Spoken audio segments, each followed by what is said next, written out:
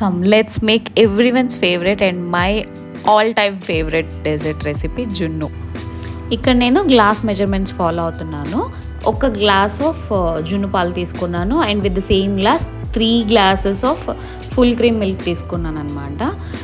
And ఒకవేళ జున్ను పాలు కనుక కొంచెం పల్చగా ఉంటే మీరు 2.5 glasses అట్లా నార్మల్ మిల్క్ తీసుకుంటే సరిపోతుంది. And with the same glass ఏదైతే నేను జున్ను పాలు తీసుకున్నానో అదే గ్లాస్తో బెల్లం తీసుకున్నాను అనమాట, ఫుల్ గ్లాస్ ఆఫ్ బెల్లం. అండ్ ఒక 4 ఇలాచీని దంచి అందులో వేసుకున్నాను. అండ్ 1 teaspoon మిరియాల పొడి. ఎవరికైనా ఆ స్పైసీనెస్ నచ్చకపోతే you can go with 1/2 teaspoon of మిరియాల పౌడర్. తర్వాత వచ్చేసి ఆ మిక్చర్ ఏదైతే ఉందో దాన్ని మొత్తం ఫుల్గా బెల్లం అంతా కరిగిపోయేలాగా కలుపుకోవాలి, లేదంటే మళ్ళీ బెల్లం అడుగున ఉండిపోతుంది, మనకు స్వీట్ సరిపోదు అనమాట.